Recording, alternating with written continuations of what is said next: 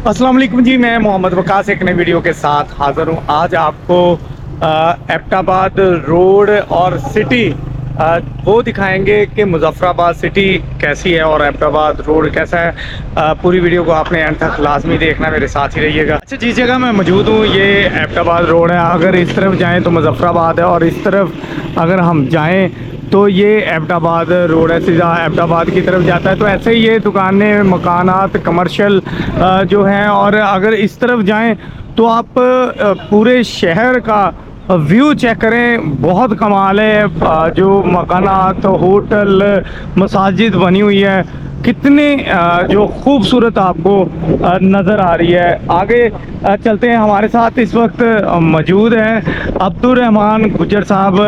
रहमान भाई, बताइएगा कि जो ये सिटी है मुज़फ़्फ़राबाद, ये इसमें देखें कितना खूबसूरत व्यू है, इसके हवाले से बताइएगा ज़रा। विकास, यही मुझे बड़ा प्यारा लगा है कि यहाँ पर एबटाबाद रोड देखे, मेन पे कमर्शलाइजेशन आपने देख ली कि ये मेन रोड है मुज़फ़्फ़राबाद का जहाँ पे एबटाबाद को जाता है। तो ये मुज़फ़्फ़राबाद शहर है, ये कई सौ फीट नीचे है, कई हज़ार फीट नीचे है। वो स्टेडियम भी सामने नज़र आ रहा है, वो रोड्स नज़र आ रही हैं, वो फिर ऊपर तक पहाड़ जहाँ पे अभी हम गए हुए थे, पीर का जो मज़ार है, और वहाँ पर एक पूरे पीर चिनारा, जी जी। ये देखिए कितनी वो खूबसूरत मस्जिद नज़र आ रही है, घर नज़र आ रहे हैं। तो ये एक बिल्कुल रोमांटिसाइज कर रहा है, देखने में बिल्कुल शाम का औकात है, कितनी तेज हवा चल रही है। यहाँ पे रियलाइज हो रहा है कि ये पूरा शहर है, लाखों लोगों का शहर है। ये कैपिटल है मुज़फ़्फ़राबाद, जी जी। BJK का। तो यहाँ पर सबसे बड़ा शहर है, कोई 1 मिलियन के करीब आबादी है इसकी। तो ये साथ में इंडियन कश्मीर भी इसके आगे आ जाएगा। वाह, अच्छा बताइएगा अब्दुल रहमान भाई, देखें ये रोड जो है ये कितना हाइट पे है। अच्छा, नीचे हम देखें तो जो मकानात है वो काफ़ी गहराई में है। जैसे हमें वहाँ बारिश होती है तो डूब जाते हैं मकानात, ऐसा यहाँ भी होता है? अच्छा, ये बड़ी इंटरेस्टिंग बात है कि जैसे ये कई सौ या कई हज़ार फीट की बुलंदी पे है रोड बनी हुई, तो बारिश सारी होगी, निशेबी इलाके कहते हैं। आप यहाँ पे गौर करें, नीचे घर है, असूली तौर पर डूबने चाहिए लेकिन डूबते नहीं है। होता क्या है कि ये सारा उन्होंने इसी लिए बनाया हुआ है। यहाँ पे कोई सीवरेज का ऐसा जैसे हमारे फैसलाबाद लाहौर में वैसे सिस्टम नहीं होता, लेकिन ये नशीबी इलाके होते हैं, पानी नीचे जाता है सारा सारा का सारा ना, नीचे वो इकट्ठा हो जाता है। और उसके बाद पहाड़ी इलाकों में कुदरती तौर पर ऐसा सिस्टम होता है कि वो पानी सारा का सारा जज़ब हो जाता है, इतने ज़्यादा दरख्त हैं उसमें चला जाता है। तो ये पानी कुछ ही मिनटों में, जो भी बारिश ख़त्म होती है तो पानी भी ख़त्म हो जाता है। और जो आपने कहा डूबने वाली बात है शहरी इलाकों में, वो उस तरह से नहीं है जैसे हमारे ज़मीनी इलाकों में ना। उधर तो पानी कहीं गायब होगा तो ही ख़त्म होगा ना। यहाँ पे दरख्त हैं, यहाँ पे ज़मीन है, यहाँ पे पहाड़ी इलाका है, तो यहाँ पे पानी फौरी ख़त्म हो जाए। अच्छा, वहाँ अगर हम देखें, उस मुआवजा करें कि वहाँ ज़मीन हमारी अपनी होती है और यहाँ ये पहाड़ इनके अपने होते हैं, पहाड़ काट के बनाया होता है। ये क्या मतलब तरीकाकार है? कैसे पता चलेगा कि ये वाला पहाड़ जो है ये हमारा है, इतनी ज़मीन इसमें से हमारी है? ये रेवेन्यू डिपार्टमेंट ने किया होता है ना। कुछ पहाड़ सरकार के होते हैं जो रोड्स पे होते हैं, कुछ लोगों को बेच दिए गए होते हैं जो लोगों के पास होते हैं। ये अभी वो स्टेडियम आपके नज़र आ रहा होगा फुटबॉल का, इसी तरह से क्रिकेट का स्टेडियम है, वो थोड़ी दूर नज़र आ रहा होगा। तो ये जो पहाड़ है सामने ना, ये सारे के सारे सरकार के हैं। जो शहर में है ये लोगों के है, जो मेन रोड्स पे लोग इसको बेचते हैं, इसको काट के जगह भी बनाते हैं। आप देखिए पूरा एक नीचे से ऊपर तक देखें तो जगह ही जगह नज़र आती है ना। तो इसमें सरकार के भी हैं, प्राइवेट भी हैं, लोगों ने काट के भी बनाए होते हैं। तो ये पहाड़ी इलाकों की खूबसूरती भी यही होती है, जो लोगों को हमको मजबूर कर रही है कि हम दूसरे शहरों से यहाँ पर आएँ, देखें इस वेदर को। पहाड़ी इलाके का वेदर भी आपके सामने है, ऊपर हमें ठंड भी लग रही थी, या बारिश हो रही थी। तो ये इस इलाके का हुस्न है कि नीचे से ऊपर तक इसमें कंस्ट्रक्शन होती है। अच्छा रहमान भाई, ये जब पहाड़ सेल करते हैं तो इसमें चेक करते हैं कभी कहीं मादनियात तो नहीं है? ऐसा तो मतलब कि या वैसे रैंडम ही सेल कर देते हैं? इसमें जो मादनियात जहाँ भी निकलती है ना, वो सरकार की होती हैं। जो पहाड़ है प्राइवेट भी हैं, सरकार के भी हैं। तो वो जब सेल होते हैं तो अगर कोई मादनियात निकली तो वो सरकार की होनी है। ये पूरे पाकिस्तान में जहाँ कहीं से भी कोई भी मिनरल्स निकलती है, वो ये तय है कि वो सरकार के पास जाएगी ना। वो सरकार उसको जो वहाँ पे मार्केट रेट है उसके मुताबिक परचेज कर लेगी। लेकिन हर एक में तो मादनियात नहीं निकलती ना, ज़्यादातर तो रूटीन के होते हैं, या तो उन्होंने रखे उसको डिलीवर करके बेचने के लिए, या काट के बेचते हैं और वहाँ पे कुछ चीज़ें बना लेते हैं। अच्छा रहमान भाई, ये देखें, ये जितने भी आप मकानात देख रहे हैं और ये नाज़रीन भी जितने देख रहे हैं, ये इन्होंने जो शेड टैप बनाए हुए हैं। अब हमारे वहाँ अगर मकान बनाए तो बिल्कुल फ्लैट होता है ऊपर से। ये किस लिए होते हैं? ये बर्फ़बारी हो जाए उस लिए कि बर्फ़बारी वो बर्फ़ ऊपर वज़न ना डाले, गिर ना जाए। जी बिल्कुल, ये बर्फबारी होगी तो बर्फ गिर जाए, इधर इर्द गिर्द हो जाएगी, बारिश होगी तो वो जमा नहीं होगी। तो इनके लिए सामने आपको पूरे पूरे का पूरे यही एक ही कंस्ट्रक्शन का मॉडल नज़र आएगा कि जिसकी ना तो बर्फबारी ऊपर खड़ी हो, ना ही बारिश का पानी खड़ा हो, ताकि इसकी वजह से जो प्रॉब्लम्स बनते हैं कि प्रॉपर्टी उनकी ख़राब हो जाएगी, रूफ खराब हो जाएगी, तो ये सारा कुछ ना हो।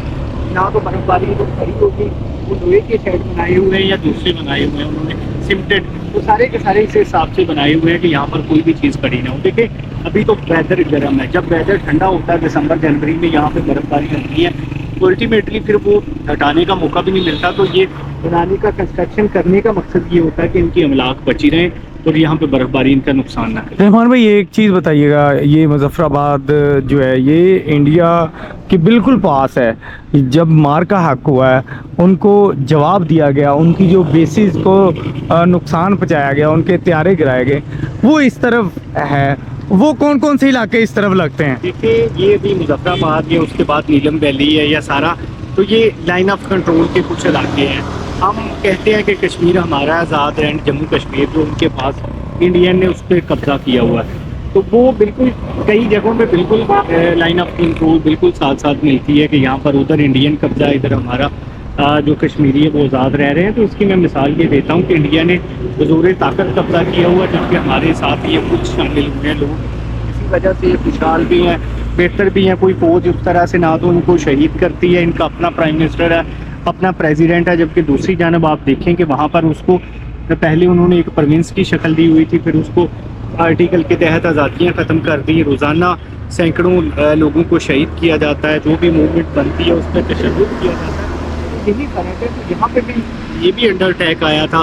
दीगर जितने भी कश्मीर के बॉर्डर के करीब इलाके हैं, 10 अजला के करीब हैं और 1 करोड़ से थोड़ी कम आबादी है, 70-80 लाख के करीब, तो ये सारी की सारी अंडर थ्रेट थी। लेकिन अफवाज पाकिस्तान की ज़बरदस्त कामयाबी, अफवाज पाकिस्तान की जुर्रत से, अवाम की सपोर्ट से, अल्लाह ताला की मेहरबानी से ऐसी हमें कामयाबी मिली कि अब इंडिया अगले 10 साल तक कोई भी एडवेंचर करने की जरूरत नहीं करेगा। रहमान भाई से ये भी पूछते हैं, क्योंकि इधर हरियाली बहुत ज़्यादा है ये पहाड़ों पे, तो जानवर वगैरह भी यहाँ निकलते हैं? कभी ऐसा हुआ कि किस जानवर ने किसी इंसान पे हमला किया हो?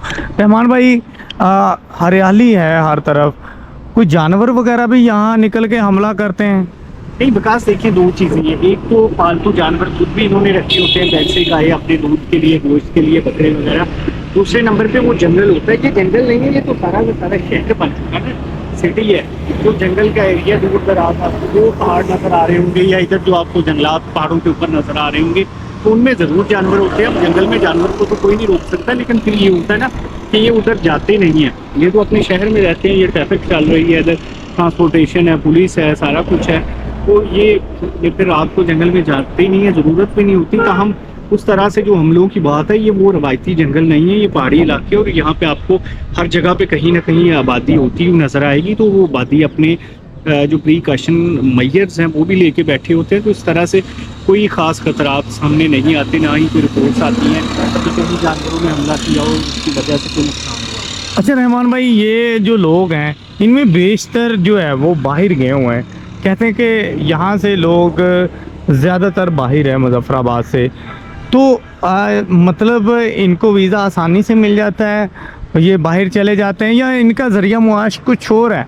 ये देखिए ज़रिया माश तो यहाँ पे एग्रीकल्चर भी है, कंस्ट्रक्शन भी है, दूसरी तरह की इंडस्ट्री भी है, सब कुछ है, फ्रूट है, यहाँ पे टूरिज़्म इनकी बहुत बड़ी इंडस्ट्री है।